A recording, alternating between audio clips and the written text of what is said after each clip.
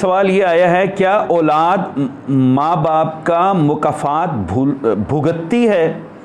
اگر ماں باپ کا مکافات بھگتتی ہے، یعنی ان کی جو بھی کوتاہیاں ہیں وہ اولاد کو بھگتنی پڑتی ہیں، جبکہ قرآن حکیم میں یہ لکھا ہوا ہے کہ آپ یعنی اولاد ماں باپ کے اعمال کی ذمہ دار نہیں ہے، تو بات یہاں پر یہ ہے کہ اللہ تعالیٰ نے جو قرآن حکیم میں ارشاد فرمایا ہے کہ میں ہوں اپنے ماں باپ کے جو بھی ان کے اعمال ہیں ان کا ذمہ دار نہیں ہوں گا، یا میں اپنے آبا اجداد کے جو بھی افعال اور اعمال ہیں میں ان کا ذمہ دار نہیں ہوں گا، اس میں تو کوئی شبہ نہیں، کیونکہ یہ قرآن حکیم کا فرمان ہے۔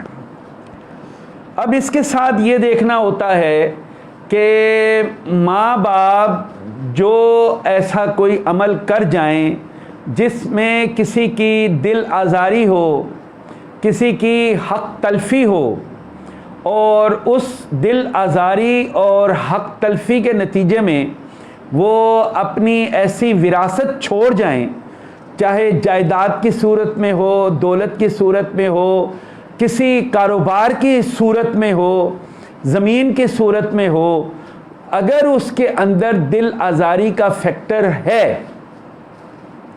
تو ماں باپ نے کیونکہ اس کا مکافات نہیں بھگتا اور وہ دنیا سے رخصت ہو گئے، تو اولاد ایسے مکافات کو اس لیے بھگتے گی کہ اولاد ماں باپ کی دی ہوئی جائیداد، وراثت یا وراثت کے تحت جو بھی اسے سہولتیں میسر ہیں وہ بھی تشدد اور دل آزاری کے زمرے میں آئیں گی، تو لہٰذا ماں باپ کا کیا اولاد بھی بھگتتی ہے۔ ہاں، ایک صورت یہ ہوتی ہے کہ اگر ماں باپ یہ ریئلائز کر دیں یا اجداد یہ ریئلائز کر دیں کہ ہم نے اپنی زندگی میں جو جائیداد، جاگیر یا کوئی بھی چیز کمائی وہ قطعی طور پر ناجائز ہے اور اسے ہم اسی زندگی میں دوبارہ ختم کر دیتے ہیں، وقف کر دیتے ہیں، یعنی کوئی معذرت کر لیتے ہیں یا جا کر معافی مانگ لیتے ہیں، اور ان کی دی ہوئی جو ضبط شدہ چیزیں ہیں جو تشدد یا کسی بھی ذریعے سے ہم نے حاصل کی وہ واپس کر دیتے ہیں، تو ایک تو ماں باپ اپنے عذاب سے بچ جائیں گے، اور اولاد کو کیونکہ ایسی چیز وراثت میں نہیں ملے گی تو لہٰذا اولاد بھی ایسے مکافات سے بچ جائے گی۔ لیکن یہ قانون ہے کہ ماں باپ کی دی ہوئی جو ناجائز چیزیں ہیں، دولت ہو گئی، جائیداد ہو گئی یا جو بھی کچھ ہے، اگر وہ ناجائز ہے، جس کے پیچھے دل آزاری ہے، تشدد ہے، حق تلفی ہے، اور ماں باپ کے بعد وہ اولاد بھی انجوائے کر رہی ہے، تو اگلی اولاد بھی انجوائے کر رہی ہے، اس سے اگلی بھی انجوائے کر رہی ہے، تو یہ جو مکافات ہے پھر یہ خاندانی تسلسل کا حصہ بن جاتا ہے۔ تو کوئی بندہ اگر اس قانون کو سمجھ گیا اور وہ اللہ تعالیٰ اور آقائے نامدار رسول اللہ صلی اللہ علیہ وسلم یا اس نبی جس پر اس کا ایمان ہے، دیگر مذاہب کی بات کر رہا ہوں، اور اگر وہ ان کی نسبتیں حاصل کرنا چاہتا ہے تو ماں باپ کی دی ہوئی یا اجداد کی دی ہوئی جائیدادوں سے بغاوت کر دے، ان کو اپنی زندگی میں مسترد کر دے، ان سے کسی قسم کا فائدہ حاصل نہ کرے، بالکل علیحدہ ہو جائے، تو اس کے اوپر یہ مکافات طاری نہیں ہوتا۔ ادروائز ماں باپ کا اگر ناجائز ہے تو اولاد کو بھگتنا پڑتا ہے، یہ اللہ تعالیٰ کا قانون ہے۔ تو یہ بات ضروری ہے کہ ہمیں اس چیز کا احساس کرنا چاہیے، چاہے ہمارا تعلق کسی بھی مذہب سے ہو، کسی بھی ملت سے ہو، اگر ناجائز ہے اور ناجائز سے ہم فائدے اٹھا رہے ہیں تو اس کا مکافات جو اس ناجائز چیز کا بانی ہے اسے تو ہے ہی، اسے تو اپنا عمل کا وہ دینا پڑے گا، لیکن چونکہ ہم اس کو انجوائے کر رہے ہیں، تو اب یہ تو نہیں ہو سکتا نا کہ میٹھا میٹھا ہپ ہپ اور کڑوا کڑوا تھو تھو. تو لہٰذا اس جائیداد کو جب بندہ انجوائے کر رہا ہے یا اس چیز کو، اس وراثت کو انجوائے کر رہا ہے، تو اس کا مکافات بھی اس کا شیئر ہولڈر انسان یا ماں باپ یا کوئی بھی اس کا آپ بھگت لیں گے. یہ اللہ تعالیٰ کا قانون ہے. اگر آپ کو کسی نے رشوت کے طور پہ دیا یا کسی نے بھی دیا تو وہ مکافات بہرحال اپنی جگہ پہ قائمت آئیں گے. اگر آپ نے یا اولاد نے اس سے بچنا ہے تو سیدھی سی بات ہے اس سے دستبردار ہو جائے، بلا شرط اور شرائط کے اس سے اپنے آپ کو آزاد کر دے. جتنا وہ اپنے آپ کو آزاد کرے گا اتنا ہی وہ اس مکافات کی زد سے نکل جائے گا. اگر 4 بھائی ہیں، 5 بھائی ہیں، بہنیں ہیں، اور ان میں سے ایک جو ہے باغی ہو جائے ماں باپ کی طرز فکر سے اور ان کے جائیداد اور جاگیر سے، تو اس ایک بھائی کو مکافات کا کوئی تعلق نہیں رہے گا. تو لہٰذا یہ بات امپورٹنٹ ہے. تو ادروائز میرے والد نے نماز نہیں پڑھی، زکوٰۃ نہیں دی، یہ آپ کا، اس کے لیے اللہ تعالیٰ کوئی نہیں پوچھتے، آپ سے نہیں پوچھیں گے. جس نے جو عمل کیا اللہ تعالیٰ اس سے ہی پوچھتے ہیں. تو آئی تھنک یہ سوال مکمل ہو گیا. اگلا سوال ہے، ذکر و اذکار سے جو نور کی مقدار جمع ہوتی ہے کیا غیر ضروری چیزوں کی طرف ذہن لگانے سے مثلا موبائل فون، ٹی وی وغیرہ سے ضائع ہو سکتی ہیں؟ اس میں 2-3 چیزیں بات آتی ہے کہ ہم جب موبائل فون، ٹی وی یا اس طرح کے انسٹرومنٹ کو جب دیکھتے ہیں تو سب سے بڑا ڈرا بیک یہ ہوتا ہے ان کا، خاص طور پہ موبائل فون کا، ٹی وی بھی اس میں شامل ہے، کہ جب ہم ٹی وی دیکھتے ہیں تو ہم پوری طرح یکسو ہو جاتے ہیں، اور جب ہم موبائل فون سنتے ہیں تو ہماری سماعت پوری طرح یکسو ہو جاتی ہے. تو یکسوئی کا جو سب سے بڑا اس یکسوئی کا کہ ہماری سماعت میں جو بندہ ہم سے بات کر رہا ہے وہ کیسا ہی ہے، اس کی طرز فکر یا اس کی سوچ بھی ہمارے اندر منتقل ہو جاتی ہے. تو ایسے موبائل سننے کا 2 ڈرا بیکس ہوتے ہیں.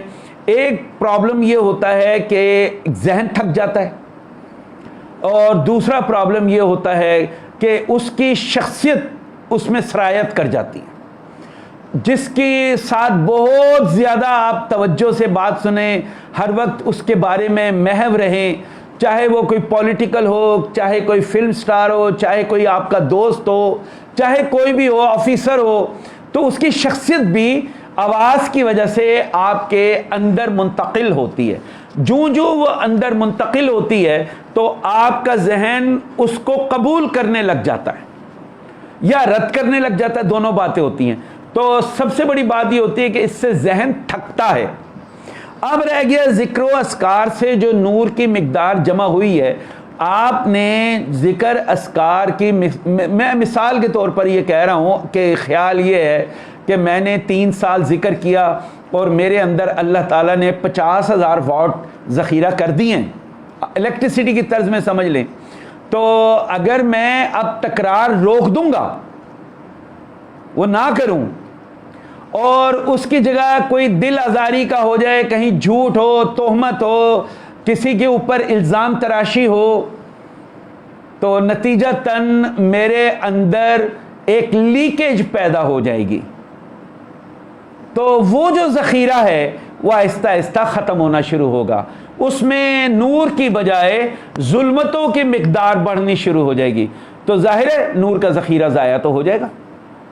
آپ موبائل کے ذریعے کسی کو فالو کر لیں اور اس طرح فالو کریں کہ آپ اس کی باتیں بھی ماننے لگ جائیں جو آپ کے ذکر اذکار کی تعلیمات سے ہٹ کر ہیں، تو ذہن تو تھکے گا، آپ کا ذہن ہر وقت ہی ادھر قائم رہے گا.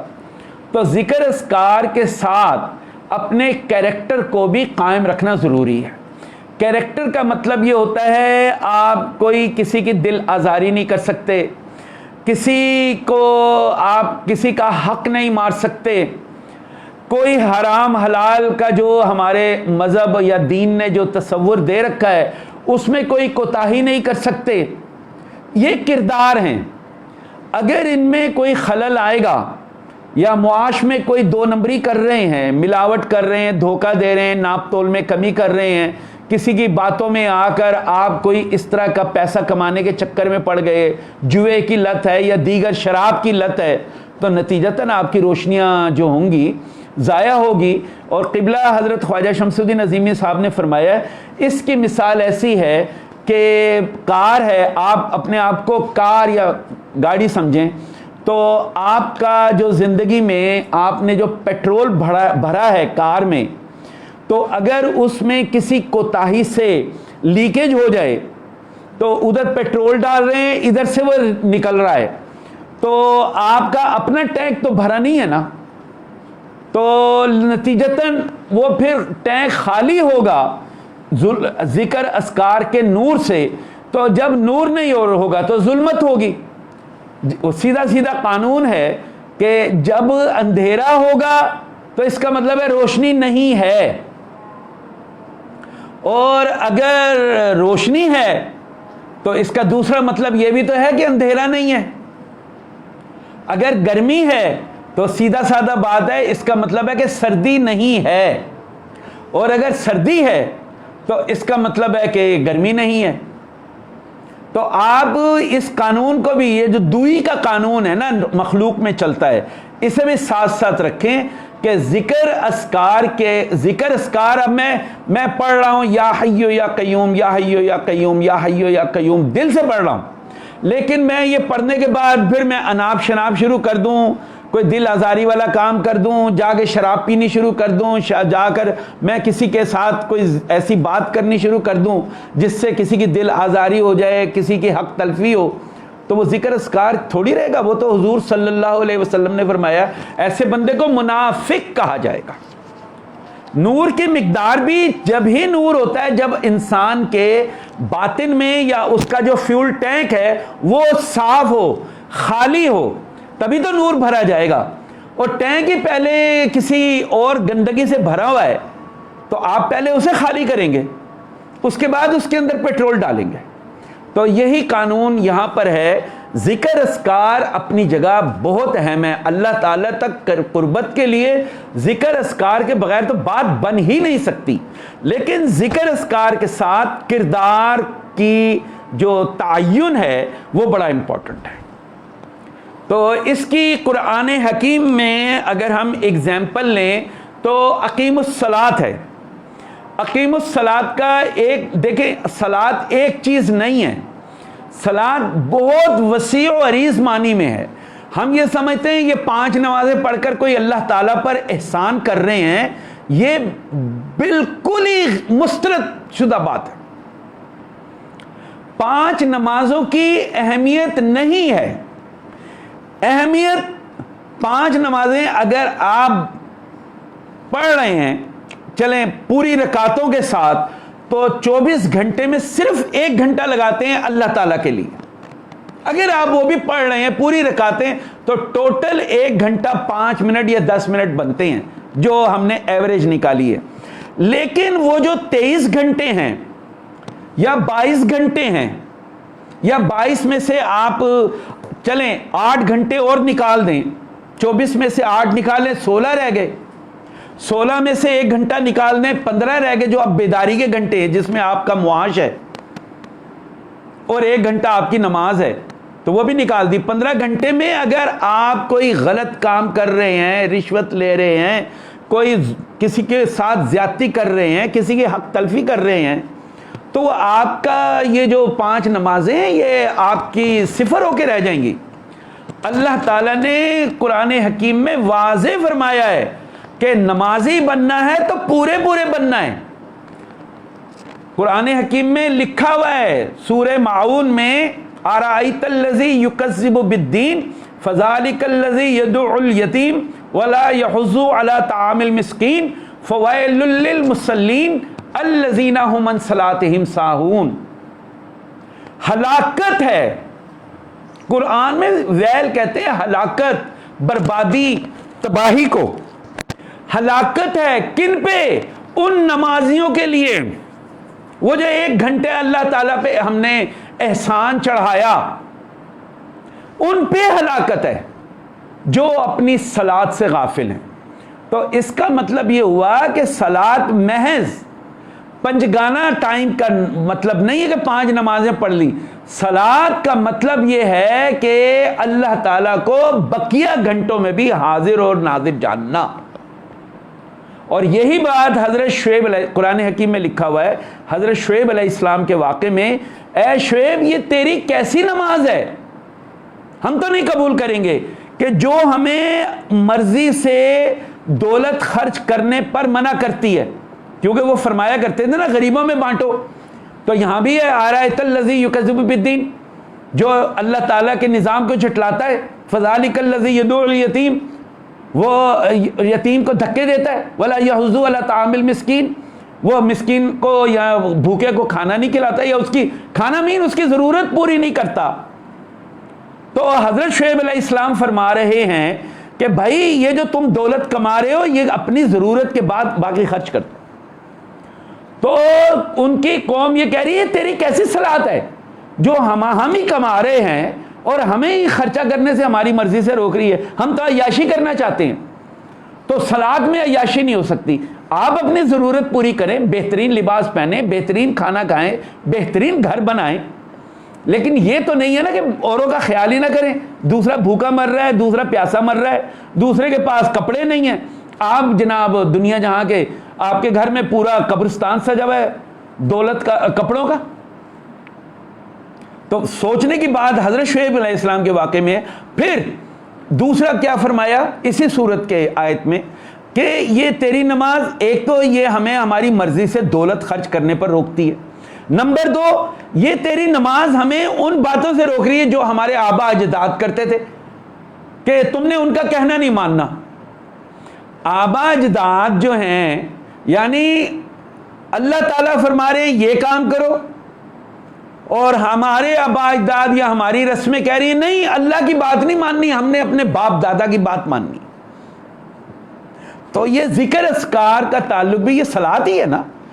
ذکر کا مطلب بھی اللہ تعالیٰ کی موجودگی کا احساس کرنا، اللہ تعالیٰ کو یاد کرنا، صلات بھی اللہ تعالیٰ کے آگے اپنے آپ کو جھکا دینا۔ لیکن یہ ذکر ہو یا صلات ہو، دونوں باتیں اس میں ضروری ہے کہ اپنے کردار کا تعین کریں۔ کردار نہیں تو یہی چیز صلات حضور صلی اللہ علیہ وآلہ وسلم کا ایک فرمان ہے، ایسی نماز نمازی کے منہ پہ دے ماری جاتی ہے، اللہ کو اس سے کوئی غرض نہیں۔ تو یہ خوش فہمی یا خوش خیالی میں جو لوگ مبتلا رہتے ہیں کہ 5 نمازیں پڑھ کے دنیا میں ہر طرح کا اناپ شناپ کریں، الٹی سیدھی حرکتیں کریں، دھوکہ دیں، فریب دیں، ملاوٹ کریں، کاروبار میں 2 نمبریاں کریں، چوریاں کریں، کبھی بجلی چوری کر رہے ہیں، کبھی ٹیکس چوری کر رہے ہیں، کبھی گیس چوری کر رہے ہیں، تو یہ چور ہے۔ چور اور صلات یہ تو مذاق ہے، یہ تو منافق ہیں۔ یہ تو رسول اللہ صلی اللہ علیہ وسلم کے دور میں بھی ایسا ہوتا تھا، مدینہ منورہ میں منافق بھرے پڑے ہوئے تھے، وہ حضور علیہ الصلوۃ والسلام کی امامت میں مسجد میں نماز پڑھتے تھے، آپ علیہ الصلوۃ والسلام کی محافل میں شریک ہوتے تھے، اور جا کے کافروں میں ٹھٹھا لگاتے تھے کہ ہم تو وہاں پنجابی میں کہتے ہیں دل پشوری کرنے گئے تھے، قرآن میں لکھا ہوا ہے۔ تو یہاں پر ذکر اذکار کا مطلب ہے کہ آپ اپنے آپ کو ہر وقت اپنے مخصوص کردار میں ڈھالے رکھیں۔ کردار اور نماز دونوں لازم و ملزوم ہیں۔ آپ قرآن حکیم کی آیات سے دیکھ لیں، فویل للمصلین، ہلاکت ہے، بربادی، کہ قرآن کے الفاظ ہیں، جو اپنی صلات سے غافل ہیں۔ صلات کا مطلب ہے صراط مستقیم، اللہ تعالیٰ کی قربت اختیار کرنا۔ وہ ایک پنجگانہ نمازوں کی صورت میں بھی ہے، لیکن پنجگانہ نماز کے بعد یہ تو نہیں کہا ہوا کہ آپ جا کر رشوتیں لیں اور دھوکہ دیں اور فراڈ کریں، ایسا تو نہیں ہو سکتا۔ پھر اس نماز کا فائدہ کیا؟ اس کا مطلب ہے دوسروں کو بے وقوف بنانے کے لیے آپ نمازی بنے پھر رہے ہو۔ تو اللہ تعالیٰ اس بات کو مسترد فرماتے ہیں۔ نمازی کا مطلب ہے اپنے آپ، نماز کا مطلب ہی ہوتا ہے اپنے آپ کو اللہ تعالی کے لیے چارج کرنا،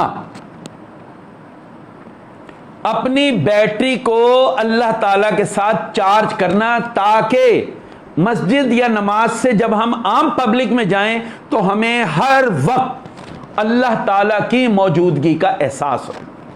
کاروبار کریں، لوگوں کے ساتھ لین دین کریں، کارخانے میں کام کریں، ہمیں یہ احساس ہو کہ اللہ ہمارے ساتھ ہے، ہم کسی قسم کی دو نمبری یا غلط حرکت نہیں کر سکتے۔ تو صلاۃ، ذکر اذکار اور کردار یہ دونوں پیرالل ہیں، یہ علیحدہ نہیں ہوا کرتے۔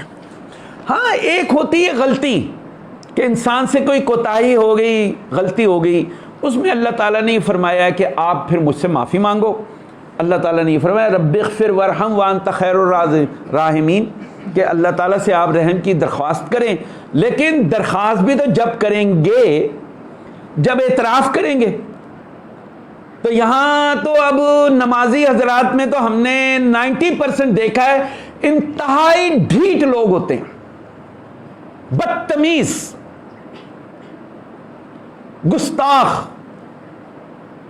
بات کرنے کی انہیں تمیز نہیں ہوتی، لین دین میں مزاج ان کے ٹیڑے، کڑوا منہ، ہم نمازی ہیں، بس یہ ایک ان کو زوم پیدا ہو جاتا ہے۔ اللہ تعالیٰ ایسے نمازی کے منہ پہ وہ نماز دے مارتا ہے۔ یہ آقا میرا فرمان نہیں ہے، یہ آقا نامدار محمد رسول اللہ علیہ الصلوۃ والسلام کا فرمان۔ تو لہٰذا کردار میں موبائل سننا گناہ نہیں ہے، لیکن موبائل پر وقت ضائع کرنے کا مطلب ہے کہ جو ٹائم آپ ایوریج نکالیں، کہ کئی لوگ ہوں گے واٹس ایپ پہ لگے رہتے ہیں، فیس بک پر لگے رہتے ہیں، گھنٹوں لگے رہتے ہیں، ساری رات لگے رہتے ہیں۔ اب بھی ہے، لوگ شکایتیں بھی کرتے ہیں، اپنے بچوں نے اپنے باپوں کے بارے میں شکایت کی کہ ہمارا باپ ساری رات موبائل پہ لگا رہتا ہے، بچوں نے۔ اور ماں باپ نے یہ شکایت کی کہ بچہ جو ہے موبائل کے بغیر اس کا نہ دن شروع ہوتا ہے نہ رات شروع ہوتی ہے۔ تو it's a total wastage of time. Wastage of time یہ ہے کہ تمہیں 1 گھنٹہ اگر تمہیں نوافل پڑھنے پڑ جائیں تو ایسے لگتا ہے جیسے کوئی عذاب نازل ہو گیا، وہ نہیں پڑھیں گے، 1 گھنٹہ درود شریف نہیں پڑھیں گے۔ تو موبائل کو آپ ضرورت ہے، ضرورت کے لیے استعمال کریں، کوئی مسئلہ نہیں۔ ٹیلی ویژن ہے، ٹھیک ہے، آپ کا دل کر رہا ہے، آپ نے فلم دیکھنی دیکھ لیں، 2 گھنٹے 3 گھنٹے کی فلم ہے، آپ نے دیکھ لی، شوق ہے ضرور دیکھیں، لیکن ساتھ یہ بھی تو دیکھیں کہ اگر میں نے 3 گھنٹے فلم دیکھی تو 2 گھنٹے اللہ کے لیے بھی تو لگاؤں۔ چلو دیکھ لی فلم، کوئی فرق نہیں پڑتا، آپ ایک فلم دیکھنا یا ناول پڑھنا ایک ہی بات ہوتی ہے۔ ناول میں کیونکہ پڑھ رہے ہوتے ہیں، فلم میں آپ وہی کردار ذرا ایکٹنگ میں دیکھ رہے ہوتے ہیں۔ تو موبائل فون یا ٹی وی یا ریڈیو یا کوئی بھی چیز، ڈیوائس غلط نہیں ہے، استعمال کا تعین کریں کہ آپ خود سے سوچیں، بلکہ آپ وہ نکال لیا کریں۔ موبائل فون میں تو پتہ چل جاتا ہے کہ آپ نے کتنے گھنٹے انکمنگ آئی اور کتنے گھنٹے آؤٹ گوئنگ گئی، تو آپ کہیں گے یہ انکمنگ آئی سارے دن میں اگر میں یہ کالیں کرتا رہا ہوں جو میں نے خود کی ہیں، آؤٹ گوئنگ کی، اور وہ پتہ چلتا ہے 3 گھنٹے بنتا ہے، تو اپنے اوپر ذرا لعنت بھی تو بھیجنی چاہیے کہ 3 گھنٹے میں نے پازیٹیو کام کیا ملا سوائے گپے لگانے کے، اور کیا ہے؟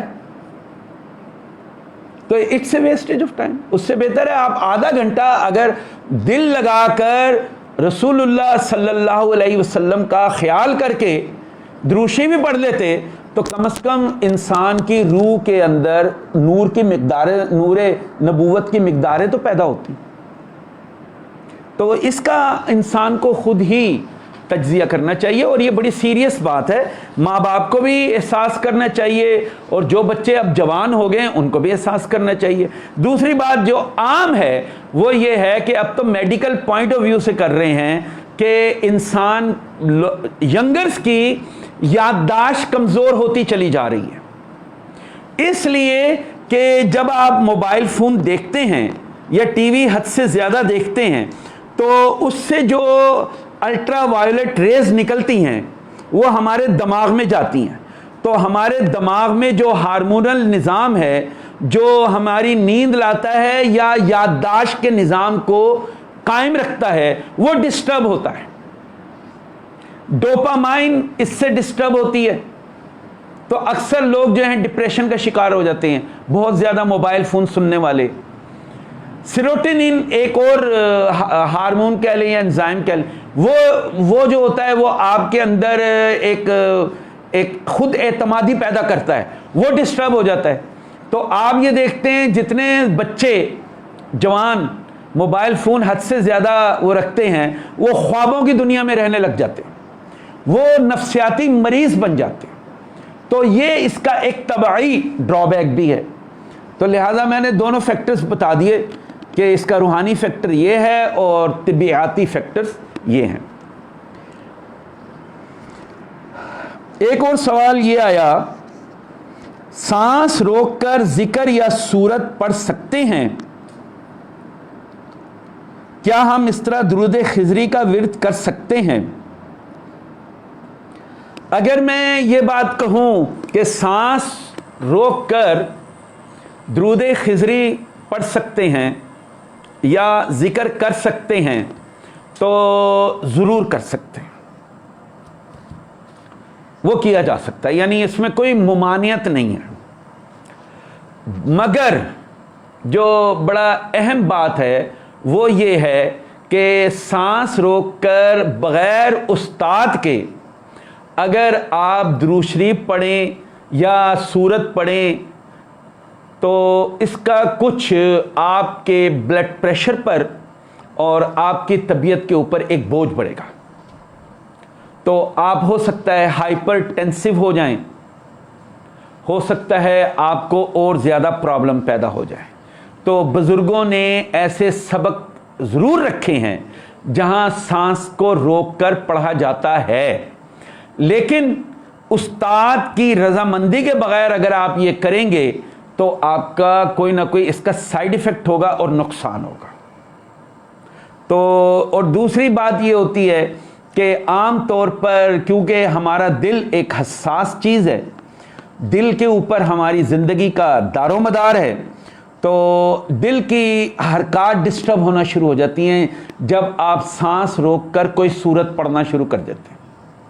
تو اس کا جو پرابلم پیدا ہوتا ہے وہ یہ ہوتا ہے کہ دل کے اوپر ایک دباؤ سی کیفیت ہوتی ہے. اس لیے پہلے جو روحانی استاد ہیں یا جو بھی آپ کا استاد ہو اس سے اجازت لینا بہت ضروری ہے، تاکہ وہ آپ کی طبعی حیثیت کا، نفسیاتی حیثیت کا اور آپ کے اندر جو روشنیوں کا فلو چل رہا ہے اس کا پوری طرح مطالعہ کر سکے اور اجازت دے سکے. تو اسے خود سے کریں گے تو آپ پرابلم کا شکار ہوں گے. اس کے لیے آپ کو استاد کی رہنمائی کی بہت ضرورت ہوگی. وہ استاد بھی وہ چاہیے جس نے اس طرح کی پریکٹسز کی ہوں اور اس پہ کمانڈ رکھتا ہوں. میں زبانی کلامی استاد نہیں کہ جی میں بس استاد بن گیا 4 کتابیں پڑھ کے. جس نے پریکٹیکلی فزیکلی ایسی ایکٹیویٹیز کی ہوں تو اس کو آپ نے مد نظر رکھنا ہے. بات سنیے گا.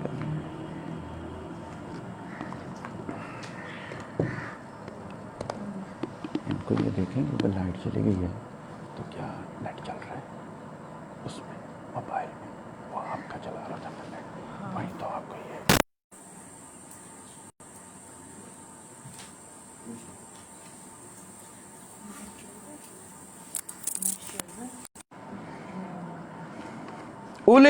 اگلا سوال ہے. تو اچھا یہ سانس کا ہو گیا تو یہ میں نے آپ کو بتا دیا، آئی تھنک یہ کلیئر ہو گیا. اگلا سوال ہے اولی الامر ہستیوں کو خود ڈھونڈا جاتا ہے یا یہ ہستیاں خود اچک لیتی ہیں؟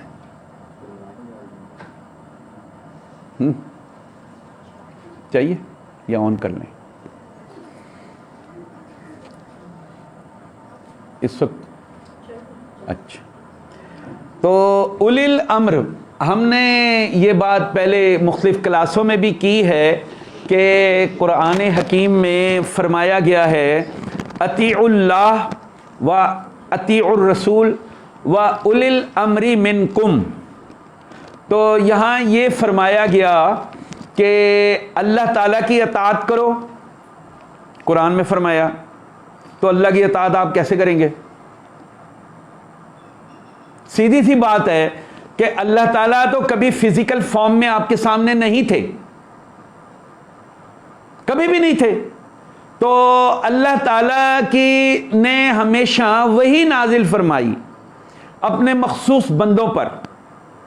تو وہی کا مطلب ہے کتاب، چاہے وہ توریت ہو، چاہے وہ انجیل ہو یا قرآن حکیم ہو. تو ہم چونکہ ذرا مسلم ورلڈ میں ہیں تو ہم قرآن حکیم کو ہی رکھتے ہیں، باقی کا بھی اتنا نہیں تذکرہ کرتے. لیکن تمام کتابیں اپنی جگہ مسلم حیثیت رکھتی ہیں. تو اللہ تعالیٰ نے جو یہ قرآن حکیم میں فرمایا اطیعوا اللہ، تو فزیکل تو اللہ تعالیٰ کبھی بھی سامنے نہیں آئے. تو اطیعوا اللہ کا مطلب یہ ہو گیا کہ آپ وحی کی اطاعت کریں، اور وحی کیا ہے؟ وہ قرآن حکیم کے علاوہ کچھ نہیں ہے. کیونکہ رسول اللہ صلی اللہ علیہ وسلم کو اللہ تعالیٰ نے فرمایا جو تم پر وحی ہو رہا ہے وہ لوگوں کو بیان کر دو. قرآن حکیم میں اللہ تعالیٰ نے فرمایا ہے وما ينطق عن الهوى، یہ جو تمہارا رسول بیٹھا ہوا ہے یہ اپنی مرضی سے نہیں بولتا، اپنی خواہش سے نہیں بولتا، ہم اسے وحی کرتے ہیں، وہ تمہیں سناتا ہے. تو ثابت یہ ہوا کہ اللہ تعالیٰ کی اطاعت کا مطلب ہے قرآن حکیم کو فالو کرنا. قرآن حکیم کو من و عن فالو کرنے کا مطلب ہے اللہ تعالیٰ کی اطاعت کرنا. اب ہمارے جو بھائی بہن دیگر مذاہب سے تعلق رکھتے ہیں، مثال کے طور پر ہمارے جو مسیحی بہن بھائی ہیں، وہ ان کی کتاب ہے انجیل، بائبل مقدس. تو انجیل مقدس کو جب وہ فالو کریں گے مکمل، تو اس کا مطلب ہے وہ اللہ تعالیٰ کو فالو کر رہے ہیں. جو اہل یہود صاحبان ہیں وہ جس چیز کو فالو کریں گے، وہ توریت کو، تو وہ کیونکہ ان کے لیے وہ وحی کا درجہ رکھتی ہے. وحی کا درجہ ہمارے لیے بھی ہے. توریت، انجیل، زبور جو بھی ہیں کتب، ہماری سر آنکھوں پہ ہم اس سے انکار نہیں کر سکتے. پیرامیٹر صرف ہمارا ایز اے مسلم یہ ہے جو چیز قرآن حکیم نے بیان فرمائی، ہر وہ بات جو کسی نبی نے دیگر فرمائی ہو یا کسی بندے نے فرمائی ہو، اگر وہ قرآن حکیم سے مطابقت رکھتی ہے تو سر آنکھوں پر ہے، اور اگر وہ قرآن حکیم کے احکامات کے خلاف ہے، چاہے وہ بندہ کوئی بھی ہو، تو وہ نہیں مانی جا سکتی. تو پہلی بات یہ ہوئی اطیعوا اللہ. اطیعوا اللہ کا مطلب ہے اللہ کی اطاعت. تو اللہ تو ہمیشہ ہی غیر موجود تو نہیں رہا، فزیکل تو کبھی بھی نہیں دیکھا. تو اطاعت کیا ہوئی؟ وحی کی ہوئی، اور وحی کا مطلب ہے کتاب. ہمارے لیے مسلم، ہم مذہب میں ہیں، آقا نامدار رسول اللہ علیہ الصلوۃ والسلام ہمارے نبی ہیں، ہمارے رسول ہیں. تو لہذا ہمارے لیے قرآن حکیم جو ہے وہ رسول کی اطاعت ہے، وہ اللہ تعالیٰ کی اطاعت ہے. اب ہے وَأَطِيعُوا الرَّسُولَ، اطیعوا اللہ وَأَطِيعُوا الرَّسُولَ، رسول کی اطاعت. اب رسول کے دو فیزز ہیں. اب چونکہ نبوت تو ختم ہو گئی، نبی تو اب آئیں گے نہیں. اللہ تعالیٰ نے خود ہی فرما دیا حضور علیہ السلام کے بارے میں بھی کہ ما کان محمد ابا احد من رجالکم ولکن رسول اللہ وخاتم النبیین. محمد علیہ الصلوۃ والسلام کو یہ فرما دیا گیا آپ اللہ کے رسول ہیں اور خاتم النبیین. بات ہی ختم ہوگی، چیپٹر کلوز. اس لیے کہ رسول اللہ علیہ الصلوۃ والسلام پر اللہ تعالیٰ نے جتنی نعمتیں نوع انسانی پر ڈالنی تھی وہ آقا نامدار کے ذریعے دے دی. یوم اکملت لکم دینکم واتممت علیکم نعمت. آج ہم نے تمہارا دین یعنی جو بھی نظام ہے وہ مکمل کر دیا. جتنی نعمتیں نوعی طور پر انسان کو دی جا سکتی ہیں وہ دے دی، تو آگے تو گنجائش ہی نہیں رہتی. تو اب رسول کے دو فیزز ہو گئے. رسول ایسی ہستی ہے، ایک وقت آتا ہے وہ ماں کے پیٹ سے پیدا ہوتا ہے، بچپن گزارتا ہے، لڑکپن گزارتا ہے، ادھیڑ عمری گزارتا ہے، یا کہیں بڑھاپا ہے تو وہ بھی گزارتے ہیں. حضرت نوح علیہ السلام 950 سال، یہ وہ. حضور علیہ السلام 63 سال. تو وہ ایک قسم کا بڑھاپے کا آغاز ہوتا ہے یہ. تو آقائے نامدار، اب ہم رسول کی بات کر رہے ہیں، اس کے دو فیزز ہوتے ہیں. ایک ہوتا ہے رسول فزیکل موجود، جس سے لوگ ملتے بھی ہیں، اسے ٹچ بھی کرتے ہیں، اس سے باتیں بھی کرتے ہیں، اس کی باتوں کو فالو بھی کرتے ہیں، اس کی باتوں سے انکار کرنے والے بھی بہت ہیں. کتنوں نے ان پر ظلم بھی کیے، ان پہ آوازیں بھی کسی، ان کے ساتھ بد تہذیبیاں بھی کی، گستاخیاں بھی کی، اس لیے کی کہ وہ موجود تھا. فزیکل فارم میں رسول موجود ہے، یہ اس کی ایک عظیم الشان حیثیت ہے.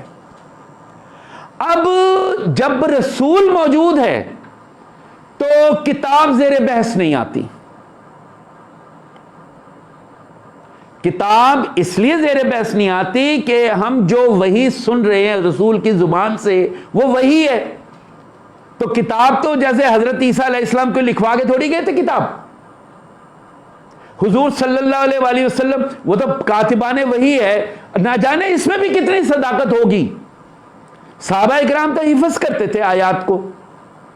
اب جنگ بدر میں جتنے صحابہ تھے وہ فوت ہو گئے، تو وہ تو انکمپلیٹ قرآن تھا اس وقت، یہ تو 23 سال میں کمپلیٹ ہوا ہے. تو رسول جب موجود ہے اس کا ہر لفظ اطاعت ہے، اس میں بحث نہیں ہوتی. رسول نے کہا وضو کر لو، اس طرح کر لو. رسول نے کہا یہ کام کر لو، وہ بھی وہی. رسول نے کہا فلاں کام کر لو، وہ بھی وہی. اطاعت کرتے رہے لوگ. نہیں کرنی تھی، نہیں کرنے والے بھی موجود تھے. اب ایک اور چیز ہے، قرآن حکیم کے مطابق رسول نے کبھی ایک حکم دیا، کچھ مدت کے بعد حضور علیہ الصلوۃ والسلام نے فرمایا کہ یہ حکم اب جو ہے یہ منسوخ کر رہا ہوں، نیا حکم نازل ہو گیا ہے. تو لہذا قرآن یہ بھی پڑھیں کہ آیات ناسخ و منسوخ بھی ہیں، ان کی ایک مخصوص تعداد ہے. یہ علیحدہ بات ہے کہ صحابہ اکرام نے جب وہ حفظ کیا تو وہ انہوں نے کہا میرے وقت میں تو میں حضور علیہ السلام سے جب ملا تھا تو اس وقت یہ حکم تھا، تو میں چلا گیا شام، مدینہ. لوگ ہر وقت تو نہیں رہتے تھے، اپنا ملے، تعلیمات حاصل کی.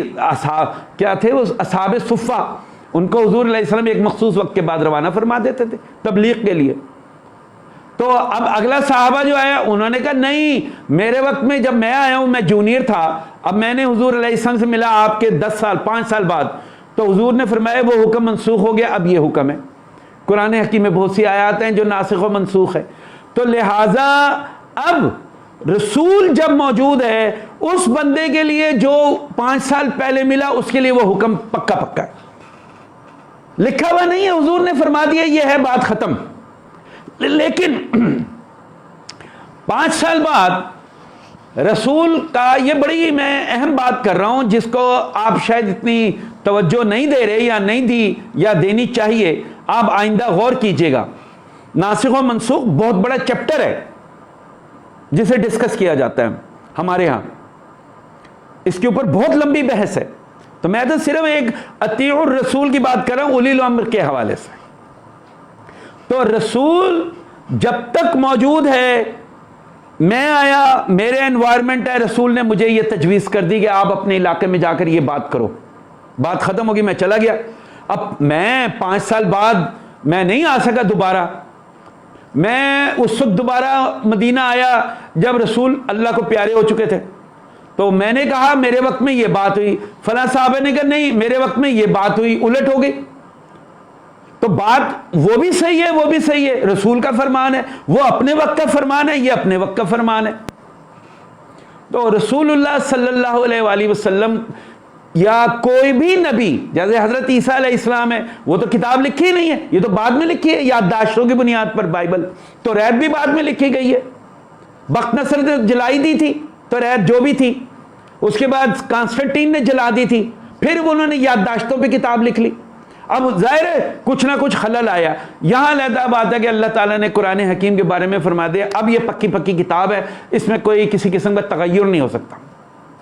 لیکن یہ بات نوٹ کیجئے رسول اللہ صلی اللہ علیہ وآلہ وسلم کی زبان مبارک سے جو الفاظ ہوئے ان میں تغیر اور تبدل ہوتا رہا. کیوں ہوتا رہا؟ اللہ تعالیٰ فرماتے ہیں کہ پہلے ایک حکم ہم نے نبی کے ذریعے دیا 1 سال پہلے یا 2 سال پہلے، لیکن ہم نے اب اس سے بہتر حکم نازل کر دیا تو پچھلے کو منسوخ کر دو. یہ بڑی اہم بات ہے کیونکہ ہم نے کبھی ابھی اکیڈمی میں اس موضوع کو نہیں چھیڑا تھا، تو کیونکہ آپ نے سوال ہی ایسا کیا تو میں نے کہا اس کے بارے میں تجزیہ بھی کر دوں. تو رسول کے وقت میں کتاب براہ راست زیر بحث نہیں آتی، رسول کا فرمان زیر بحث آتا ہے. اطاعت موجودہ بندے کی ہوتی ہے، جو بندہ موجود ہے اس کی اطاعت کریں گے نا. ہوا میں اطاعت کریں گے، ابا فوت ہو گئے تو ابا کی اطاعت کہاں سے کرو گے آپ؟ بھائی ابا کی اطاعت نہیں ہوگی. ابا کے وقت میں ابا جو تھے وہ اتنے ٹارزن قسم کے انسان تھے، وہ تو سردیوں میں بھی ململ کا کپڑا کرتا پہن کے گھومتے تھے. ایسے ہیں نا پہلوان ابا نہیں ہوتے. اب آپ ابا ہو گئے فوت، آپ بھی شوق میں، اب آپ کہہ رہے ہو نہیں ململ میں تو مجھے نمونیا ہو جائے گا تو میں تو نہیں. اب آپ کہ نہیں میرے ابا نے کیونکہ ململ پہنی دسمبر کے مہینے میں تو میں بھی اب پہنوں. آپ ذرا پہن کے دکھائیں.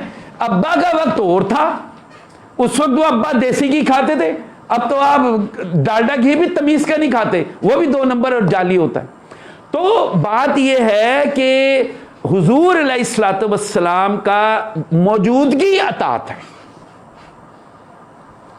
بس بات ختم. انہوں نے ازدواجی زندگی کے بارے میں جو ارشاد فرمایا وہ بھی اپنی جگہ.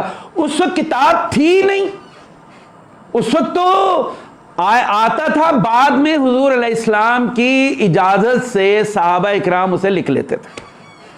کئی جگہ یہ بھی بحث ہوئی، اب میں اس میں نہیں پڑھتا، کہ یہ بھی بحث ہوئی کہ کئی پتہ چلا کئی صحابہ انتقال کر گئے، ان کے سینے میں آیات رہ گئی تھی، وہ نہیں پتہ چل سکی. حضرت ابو بکر کے دور میں یہ واقعہ بھی ہو چکا ہے. یہ بھی واقعہ ہوا کہ یہ جو قل اعوذ برب الفلق ہے، قل اعوذ برب الناس ہے، وہ کئی صحابہ نے کہا جی ہم نے تو کبھی سنی نہیں، یہ کہاں سے آپ بیان کر رہے ہو حضرت ابو بکر کے دور میں. انہوں نے کہا نہیں ہم نے تو سنی ہے. معوذتین انہیں کہتے ہیں نا ان 2 صورتوں کو. تو اختلاف رہا بہت مدت اس بات پر. وہ آخر میں فیصلہ ہوا کیونکہ وہ کہہ رہے ہیں تو اس میں کوئی ایسی بات بھی نہیں ہے. انسان اللہ تعالیٰ کی پناہ میں رہنا چاہتا ہے تو قل اعوذ برب الناس، میں انسانوں کے رب کی پناہ میں رہنا چاہتا ہوں. مالک الناس، انسانوں کا جو مالک ہے اس کی پناہ میں رہنا، وغیرہ وغیرہ وغیرہ وغیرہ.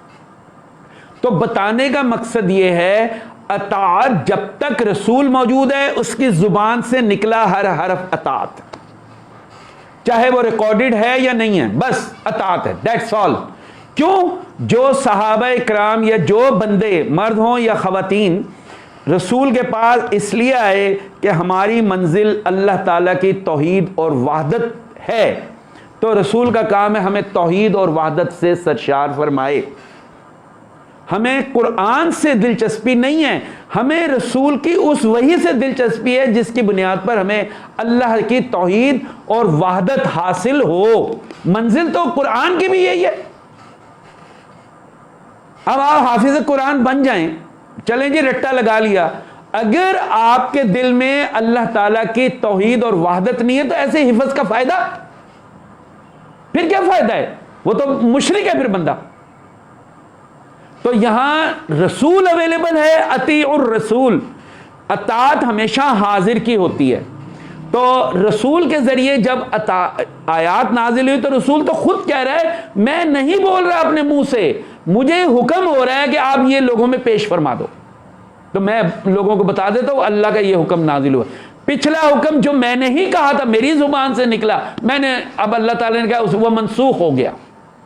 تو ناسخ و منسوخ کئی ہیں، یعنی 100 کی مقدار میں ہیں، ایک نہیں ہے. کسی نے 60 آیات بتائیں، کسی نے 100 بتائیں، کسی نے 300 بتائیں، کسی نے 600 بتائیں آیات ناسخ و منسوخ. یہ تو پڑھنے کی بات ہے نا، ہم پڑھتے نہیں ہیں، ہم سنتے زیادہ ہیں. خود دیکھیں، اپنی آنکھوں سے دیکھیں. تو بہرحال اب چونکہ رسول اللہ صلی اللہ علیہ وسلم پردہ فرما گئے اور ساتھ یہ فرما گئے کہ میں تمہارے درمیان ایک چیز چھوڑے جا رہا ہوں، اگر تم اسے پکڑے رہو گے تو کبھی گمراہ نہیں ہوگے، اور وہ ہے قرآن۔ تو لہذا رسول اپنے وقت میں چلتا پھرتا قرآن تھے، اور جب آپ پردہ فرما گئے تو قرآن اب مجلد اور کتابی فارم میں ہمارے حوالے کر دیا۔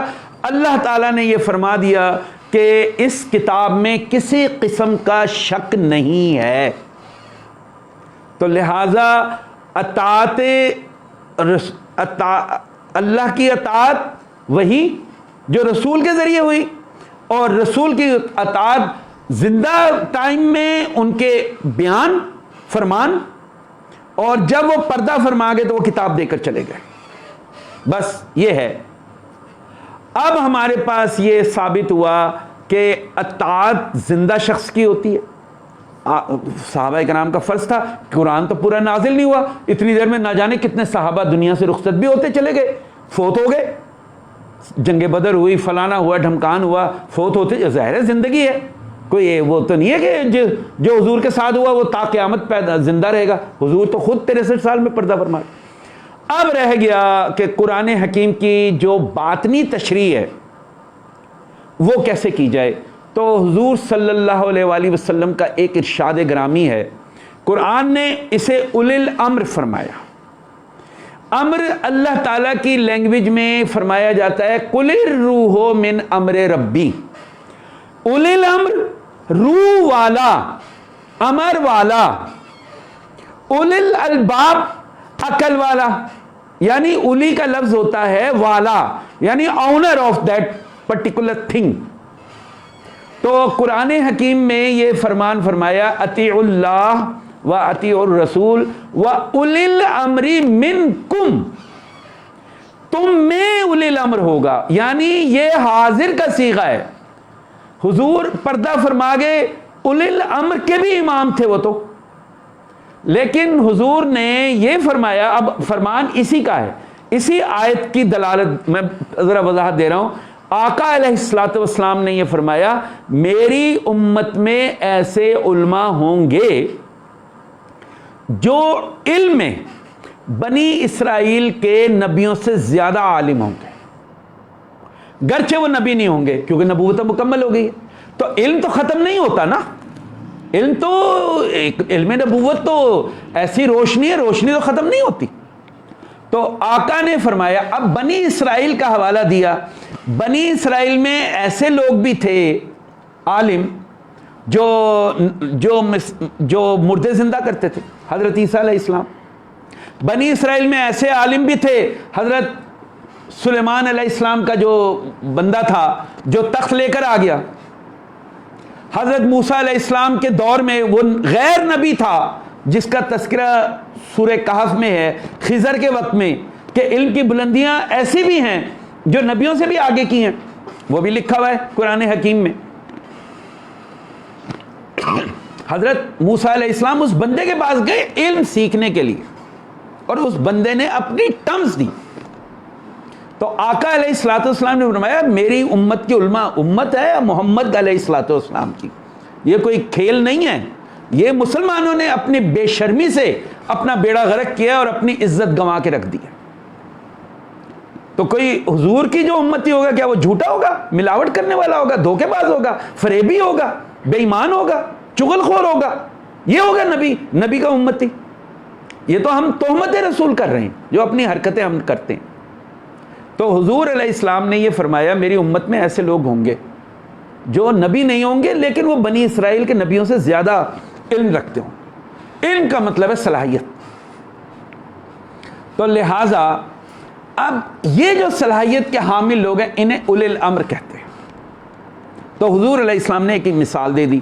امر کا مطلب ہے اللہ تعالیٰ کے نظام میں امر کا مطلب ہوتا ہے حکم، یہ تو فعل امر ہے جو ہم یوز کرتے ہیں، لیکن اللہ تعالیٰ کی کتاب میں جو لفظ امر ہے، امر والا، امر والے کا مطلب ہے روح والا.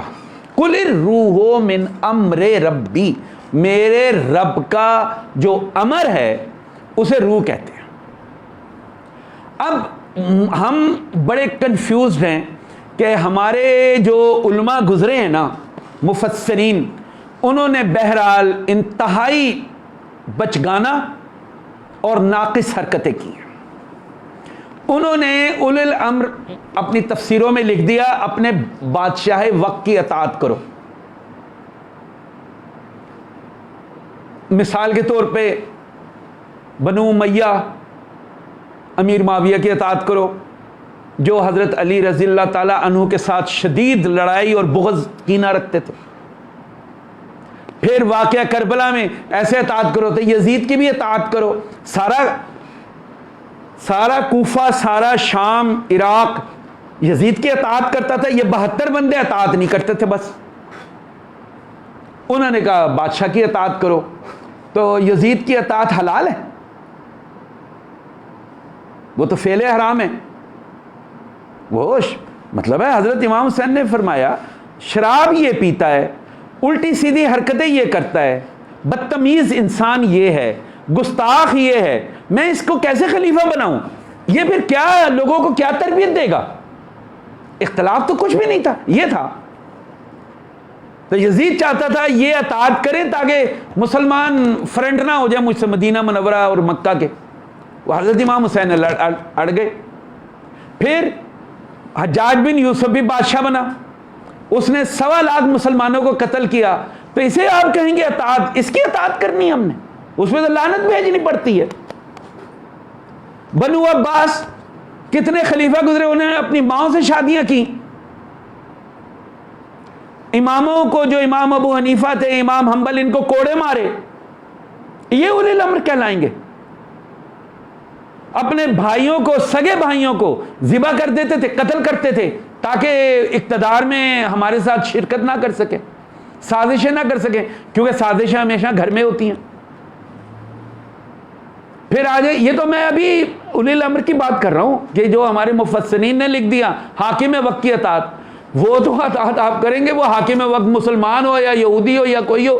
جب وہ حاکم بن گیا تو اطاعت تو آپ کو کرنی پڑے گی. جائیں ذرا یہ مسلمان انگلینڈ میں کوئی حرکتیں کر کے دکھائیں نا ذرا حکومت کے خلاف، امریکہ میں کر کے دکھائیں نا، اپنی مسلمانی دکھائیں، یورپ میں دکھائیں، ابھی جوتے پڑیں گے انہیں. اطاعت تو کرنی پڑے گی چاہے حکمران مسلمان ہو یا نہیں. وہ تو فزیکل اطاعت ہے. آپ کو قوانین کا، آپ کو روس میں جائیں، وہ تو کسی مذہب کو بھی نہیں مانتے. ذرا جا کے روس میں آپ ذرا دائیں بائیں کر کے دیکھیں، کوئی حرکت کریں. ذرا جائیں ہوٹل میں کھانا کھا رہے ہیں، کھانا بچا کے دکھائیں ایک روٹی، اسی وقت پولیس پکڑے گی. ان کا قانون ہے. آپ کہیں نہیں میرے مذہب میں تو ایسا نہیں ہے. وہ کہیں گے آپ کا مذہب، آپ یہاں مذہب نہیں ہے، ہم آپ کے حکمران ہیں، آپ نے صرف ہمیں فالو کرنا ہے. تو یہ اطاعت نہیں ہے. وہ تو آپ مثال کے طور پہ پاکستان ہے، پاکستان پہ کوئی یہودی حکمران بھی آ جائے اور وہ جیسے امریکن آ کے قبضہ کر لے، آپ کیا کر لیں گے؟ جو وہ قانون دے گا ایسی ناک کی لکیریں نکال کے اس کے تابع ہونا پڑے گا. قانون ہے بھائی. اب بھی قوانین پاکستان میں نافذ ہوتے ہیں، الٹے سیدھے ٹیکس مرضی کے لگا دیتے ہیں، کبھی کچھ کر دیتے، کبھی کریں نا، اس کی اطاعت کریں. گالیاں دیتے ہیں الٹے ہم اپنے حکمرانوں کو. کیوں دیتے ہیں بھائی؟ بلوں میں آتی ہے عجیب و غریب ٹیکس لگے ہوئے ہیں، کبھی یہ کبھی وہ. ایڈجسٹمنٹ چارجز، اتنا بل نہیں ہوتا ہے جتنے زیادہ ایڈجسٹمنٹ چارجز. ذرا یہ اطاعت ہی ہے نا. وہ تو کوئی بھی کرے تو اطاعت ہے. وہ یہودی بھی آ جائے تو تب بھی یہی کرنا پڑے گا آپ کو. اولی الامر کا مطلب ہے جو رسول اللہ صلی اللہ علیہ وآلہ وسلم کے علوم کا حامل ہو. تو ادھر سے نکلے مغل، سارے سب قاتل ڈکیٹ تھے مغل فیملیز، یہ جتنے حکمران گزرے. عثمانیہ، وہ جب بھی اقتدار میں جب نیا بادشاہ بنتا تھا، ادھر تاج پوشی ہو رہی ہوتی تھی، ادھر اس کے سارے بہن بھائیوں کے سر قلم کیے جاتے تھے. ان کی روایت ہے، آپ دیکھ لیں. تو کیا یہ قاتل کو آپ اولی الامر کہیں گے؟ وہ تو حکمران ہیں. وہ تو آپ چھوٹے سے قبیلے، ابھی آپ جائیں کے پی کے سائٹ پہ، جہاں پہ افغانستان کے قبیلے ہیں، قبیلے کا حکمران وہ ہے کیا سردار کہہ لیں جو، وہ اگر ابھی آپ کو کہہ دے آپ چاہے کتنے کہ جی آپ سب بہت اچھے ہو لیکن آئندہ آپ نے داڑھی جو ہے نا اتنی لمبی رکھنی ہے، تو آپ جب قبیلے میں رہیں گے تو آپ توعن و کرہن داڑھی کو تو لمبا کریں گے۔ تو اس کا کوئی تعلق نہیں ہے اولی الامر سے، وہ تو حکمران ہوگا ہی ہوگا، اور وہ آپ چاہے مذہبی ہوں یا نہ ہو آپ کو فالو کرنا ہے، اور اگر آپ فالو نہیں کریں گے آئیں پھر جوتے کھانے کے لیے جیلوں میں اور کوڑے کھانے کے لیے تیار رہیں گے۔ تو یہ قرآن نے اولی الامر کا مطلب ہے روح والا، جو اپنی روح پر کمانڈ رکھتا ہو۔ تو روح پر کمانڈ کا مطلب ہے وہ بتائے گا کہ قرآن حکیم کی آیات کے اندر کون کون سی آیات ہیں، حروف مقطعات ہیں، جن کو کس مخصوص طریقے سے اگر ہم زندگی میں دہرائیں گے تو اس کا انوارات ہمارے اندر ہوگے۔ اس کا آخری نتیجہ یہ نکلے گا کہ ہم اللہ تعالیٰ کے عارف ہوں گے، اللہ تعالیٰ کی صفات کے عارف ہوں گے۔ اینڈ ریزلٹس اللہ تعالیٰ کی صفات کا عارف ہونا ہوتا ہے۔ تو یہ اولی الامر کا واقعہ ہے۔ اولی الامر ہمیشہ رہے گا، اسے بھی موت آئے گی، وہ فوت ہو جائے گا، اگلا اولی الامر۔ یہ جاری و ساری عمل ہے۔ وہ نبی نہیں ہے نہ رسول ہے، لیکن وہ رسول کے علوم اس نے اپنی جد و جہد پوری کوشش سے اپنا من مار کر حاصل کیے، اب وہ علوم منتقل کرتا ہے۔ اب یہاں جو سوال اولی الامر کا کیا یہ میں نے اس لیے بتا دیا، اولی الامر کو کیا ڈھونڈا جاتا ہے یا وہ اچک لیتا ہے؟ ایک بات بڑی امپورٹنٹ ہے کہ نہ اسے آپ ڈھونڈیں کس طرح کہ پہلے آپ کے ماں باپ نے یہ بتایا ہو کہ اولی الامر بیٹا آپ نے اپنی زندگی میں تلاش کرنا ہے، وہ اولی الامر جو آپ کو آپ کی روح کا عارف بنا دے۔ اولی الامر تو وہی ہوا، امر کا عارف بنا دے۔ تو آپ کے ماں باپ نے کتنا سبق پڑھایا آپ کی جوانی یا بڑھاپے تک کہ جی آپ کی زندگی کا ایک مقصد یہ ہونا چاہیے اولی الامر کو تلاش کرو۔ یہاں تو ماں باپ کو تشریح نہیں ہے اولی الامر، وہ تفسیروں میں پڑھ کے وہ ایک ذہن ایسا آلودہ ہو چکا ہے، وہ حکمران کو اولی الامر بنا رہے۔ شرابی، زانی، دھوکے باز، فراڈیے، پیسہ کمیشن خور، ان حکمرانوں کو ہم کہہ رہے ہیں اولی الامر۔ یہ کیسے ہو سکتا ہے؟ آپ پچھلی ہسٹری دیکھ لیں، میں نے بنو عباس کی ہسٹری بتا دی، ماؤں تک کا تو انہوں نے شادیاں کی ہیں، وہ اولی الامر ہو گئے۔ اورنگزیب اولی الامر ہے، 3 بھائیوں کا قاتل، اولی الامر ہو گیا۔ جہانگیر باپ کو وہ قتل کرنے پہ لگا، وہ تو ایک سازش نہیں تھی، ورنہ وہ باپ کو ہی قتل کر رہا تھا، اور نہ جانے کیا کیا ہوگا کوئی۔ یہ تو میں ایک صرف سرسری سی بات کر رہا ہوں، تاریخ بھری پڑی ہوئی ہے۔ مسلمان ہونا کافی نہیں ہوتا، مسلمان کا مطلب ہے کیریکٹر ہونا کافی ہوتا ہے۔ کیریکٹر نہیں تو وہ مسلمان نہیں ہے، وہ پھر جو مرضی بن جائے۔ منافق مسلمان ہی ہوتا ہے نا، لیکن وہ جہنم کے آخری گڑھے میں ہوتا ہے۔ اللہ رب العالمین کا قرآن حکیم میں فرمان ہے۔ تو اولی الامر کے لیے پہلے اپنی روح کی فکر ہو، آپ دعا کریں، اپنے بارے میں سوچیں، تفکر کریں، اپنی پیدائش پر غور کریں، بار بار سوچیں کہ میں حقیقت میں ہوں کیا، میں کیوں پیدا ہوا، کیسے پیدا ہو گیا بھائی، میری زندگی کی جو حرکتیں ہیں وہ کیسے چل رہی ہیں۔ ایک میت کو دیکھتا ہوں، اس میں ناک بھی ہے، کان بھی ہے، آنکھ بھی ہے، 5 انگلیاں بھی ہیں ہر ہاتھ کی، پورا کا پورا جسم ہے لیکن حرکت نہیں ہے۔ تو اس کا مطلب ہے روح، میت کو دیکھ کر بھی ہمیں احساس نہیں ہوتا کہ یار اصل چیز تو روح ہے، اصل چیز اس میں امر کام کر رہا تھا۔ تو جب مجھے یہ پتہ ہی نہیں ہوگا کہ کس چیز کی میں نے تلاش کرنی ہے، تو یہ اللہ تعالیٰ کا ایک قانون ہے، فَاذْكُرُونِی، تم مجھے یاد کرو، اذکرکم، اب میں تمہیں یاد کروں گا، پہلے تم یاد کرو مجھے بس، ورنہ مجھے کوئی پرواہ نہیں ہے۔ وہ تمہارا روٹی پانی ہے، وہ میں خالق ہوں، تمہیں پیدا کیا تو روٹی پانی تو تمہیں کھلاؤں ہی کھلاؤں گا، وہ میرا نظام ہے، وہ کوئی مسئلہ نہیں ہے۔ تم مجھے یاد نہ بھی کرو تب بھی بھوک لگے گی، کھانا کھاؤ گے، تمہارے درختوں میں پھل آئیں گے، میں ان باتوں سے بے نیاز ہوں. لیکن اگر تم مجھے پانا چاہتے ہو فذکرونی، مجھے یاد کرو. یاد کا مطلب ہے بار بار. یاد کا حقیقی معنی یہ ہے اسے حاضر کرنا، اسے محفوظ کرنا. جب آپ یہ کہتے ہیں میں نے اپنے ابا کو یاد کیا تو در حقیقت ابا کی تصویر میرے اندر آ گئی، میں نے اس کو محفوظ کیا. اب میں انہیں یاد کر رہا ہوں کہ انہوں نے میرے ساتھ کیا کیا، انہوں نے مجھے کیا کیا دیا، میرے ساتھ میری تربیت میں کیا کیا. یہ یاد ہے. یاد پڑھنے کا نام نہیں ہے، یاد تصویر کو حاضر کرنے کا نام ہے. تو فذکرونی، اللہ تعالیٰ فرمائے تم مجھے یاد کرو، یعنی اللہ کو بار بار مخاطب کرو. مثال کے طور پہ اگر میں یہ پین بھی پکڑ رہا ہوں تو مجھے یہ خیال ہونا چاہیے یہ پین اللہ تعالیٰ نے پکڑ کے دیا ہے، تو میرا پیغام جو ہی پین پکڑا اللہ تعالیٰ تک پہنچ گیا کہ یہ مجھے یاد کر رہا ہے. کھانا کھاؤں، پانی پیوں، کپڑے بدلوں، چلوں پھروں، برتاؤ کروں، اللہ کو موجود رکھنا لازم ہے. میری کوئی حرکت روح کے بغیر نہیں ہو سکتی. اب یہ تو ماں باپ کو بتانا چاہیے نا، انہوں نے تو کبھی نہیں بتایا. تو جب نہیں بتایا تو وہ اولی الامر کو کون سا اس کے پیٹ میں مروڑ اٹھ رہے ہیں کہ وہ آپ کی فکر کرے؟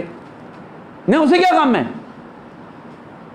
اس کو کوئی غم، وہ کہے گا نہیں ہے تو نہ صحیح، میرا کیا جا رہا ہے؟ اگر 7 ارب کی آبادی ہے، چلو 10 بندے تو مل جائیں گے جنہیں میں کچھ ٹرانسفر کر دوں، 10 تو ملیں گے. تو اس کا وہ کہہ رہے ہیں مجھے کیا، یہاں کون سے 22 کروڑ کے، پاکستان کے 22 کروڑ ہی اولی الامر ہے، ایک سے ایک چور بیٹھا ہوا ہے یہاں پہ. اولی الامر بھی ہوں گے تو بمشکل 1000 ہوں گے یا 2000 ہوں گے ٹوٹل، وہ بھی بمشکل، مگر ہیں ضرور. اللہ تعالیٰ کا قانون ہے اولی الامر جاری و ساری عمل ہے. کیوں؟ تاکہ وہ اللہ تعالیٰ کے قرآنک، بائبل کے، گیتا کے، توریت کے انوارات، اللہ تعالیٰ نے فرمایا کہ باطنی انوارات کے لیے باطنی تعلیم کی ضرورت ہے، روح کے لیے روح والا چاہیے، تو وہ اولی الامر ہوتا ہے. تو اولی الامر کے لیے طلب کرنا پڑتا ہے کہ سب سے پہلے اس فکر میں مبتلا رہیں کہ مجھے اپنی روح کو حاصل کرنا ہے. روح کا مطلب ہے امر ربی، یعنی اپنے رب کو پانا ہے. اسی کو اولیاء اکرام کی لینگویج میں کہتے ہیں اللہ تعالیٰ کا عرفان حاصل کرنا، اللہ تعالیٰ کے صفات کا عرفان حاصل کرنا، اپنی روح کا عرفان حاصل کرنا.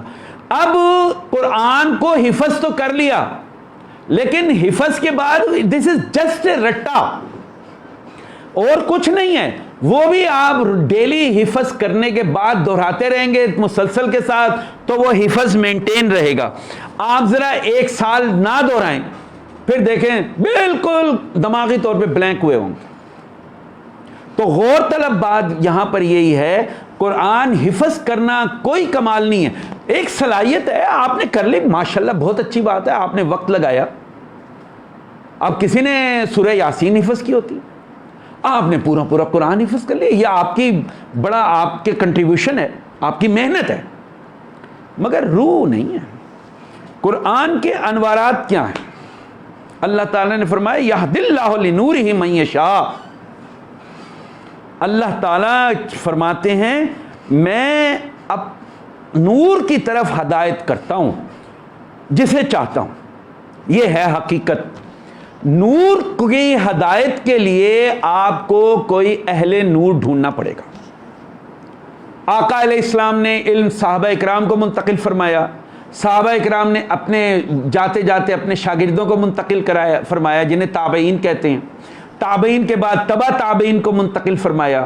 تبع تابعین کے بعد چونکہ دنیا پھیل رہی تھی تو وہ مختلف ملکوں میں یہی روشنی پھیل گئی، ان کو ہم اب اولیاء کرام کہتے ہیں.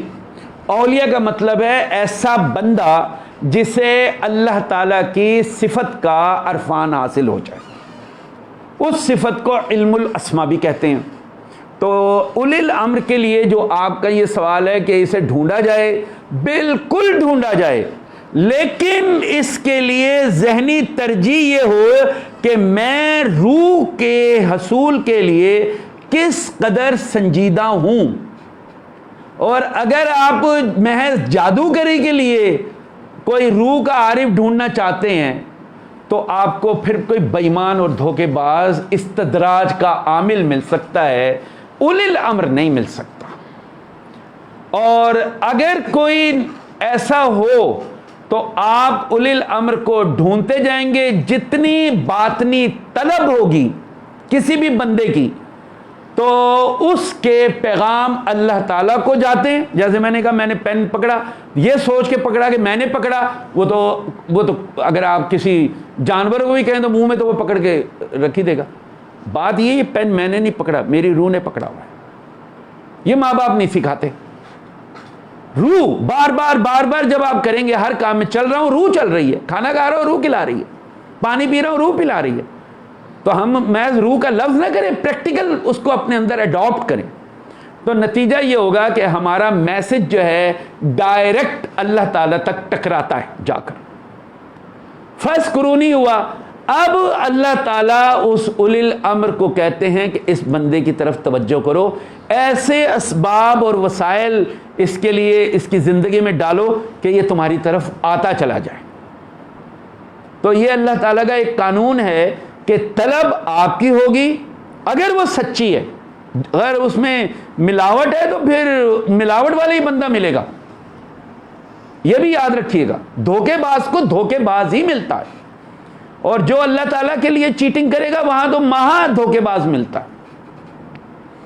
تو اللہ کے لیے کلی طور پہ کہ میری زندگی کا اصل مقصد، میری زندگی کا اصل محور وہ یہ ہے کہ مرنے سے پہلے کہیں پہلے مجھے اللہ تعالیٰ کی ابدی قربتیں حاصل ہو جائیں. یہ ہے مقصد حیات.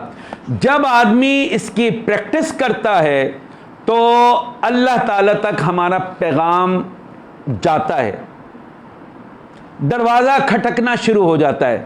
بالآخر پیغام اس علاقے کے یا جو بھی اولی الامر ہوگا اس تک پہنچتا ہے کہ اب اس بندے کی طرف توجہ کرو اور اس کے لیے ایسے اسباب پیدا کرو کہ یہ تمہاری طرف کسی بھی بہانے سے کھنچتا چلا ہے. اس کے لیے پھر وہ پلان کرتا ہے. تو اولی الامر کے سامنے جو کائنات ہے وہ کھلی کتاب کی طرح ہوتی. تو اولی الامر کو ڈھونڈنے کی طلب اس لیے کی جائے کہ مجھے ایسا بندہ مل جائے جو مجھے اللہ تعالیٰ سے میری براہ راست ملاقات کرا دے. اس ملاقات کو روحانیت کی لینگویج میں اللہ تعالیٰ کی صفات کا عارف ہونا کہتے ہیں یا اللہ تعالیٰ کی ذات کا عارف ہونا کہلاتا ہے. تو آئی تھنک یہ کمپلیٹ ہو گیا یہ کویسچن.